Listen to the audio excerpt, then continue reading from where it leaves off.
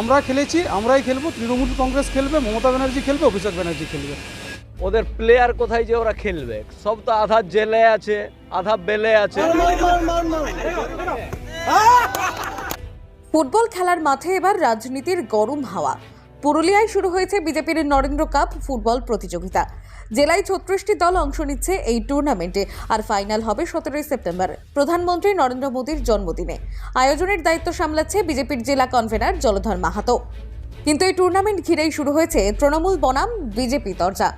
তৃণমূল যুব সভাপতি গৌরব সিংহের কটাক্ষ, বিজেপি শুধু মমতা ব্যানার্জিকেই অনুকরণ করছে। বহিরাগতরা শুটবুট পরে আসবে, কিন্তু মমতা ব্যানার্জি চটি পরে মাঠে নেমে গোলের পর গোল দেবেন।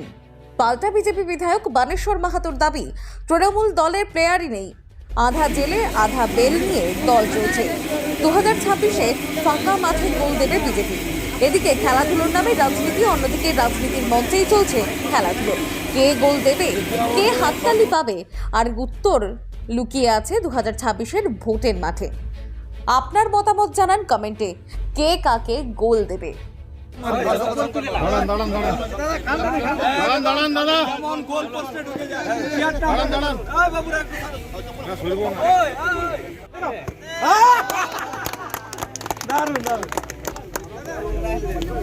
আমাদের বলার কিছু নেই। এই বিজেপি শুধুমাত্র মমতা ব্যানার্জিকে অনুকরণ করেই বেঁচে আছে। আমাদের মমতা ব্যানার্জির প্রকল্প অনুকরণ করে, আমাদের জয় বাংলা স্লোগান অনুকরণ করে। এখন খেলা হবে স্লোগানকেও এরা অনুকরণ করতে চাইছে, কিন্তু আমরা এটা বিষয় নিয়ে চিন্তিত নই।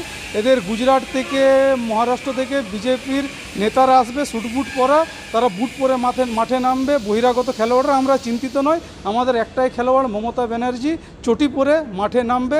যেমন আগের বিধানসভা নির্বাচনে গোলের পর গোল দিয়েছে, এই বিধানসভা নির্বাচনেও গোল দেবে। আর গ্যালারির দর্শক মানে আমাদের বাংলার জনগণ হাততালি দিয়ে দুহাত করে মমতা ব্যানার্জিকে আশীর্বাদ করবে। এরা অনুকরণ করুক, খেলা হবে তো অনুকরণ করুক, কিন্তু খেলবো আমরাই। আগের বিধানসভা নির্বাচনে যেমন খেলেছিলাম, আমরা এটা বিষয় নিয়ে চিন্তিত নই। তার থেকে বরং বিজেপি চিন্তিত হোক। আগেরবারে 215 গোল খেয়েছিল, এবার গোলের সংখ্যা আমরা একটু বাড়াবো। তো এই বিজেপির বিধায়ককে বলবো বলরামপুরে কিছু ঝুড়ি কিনে রাখুক, যাতে সেই গোলগুলো কুড়িয়ে রাখতে পারে। খেলা হবে, নিশ্চয়ই খেলা হবে। আমরা খেলেছি, আমরাই খেলবো, তৃণমূল কংগ্রেস খেলবে, মমতা ব্যানার্জি খেলবে, অভিষেক ব্যানার্জি খেলবে। টিএমসি কি বলল না বলল সেটার উপর তো ভারতীয় জনতা পার্টির কার্যক্রম নির্ভর করে নাই।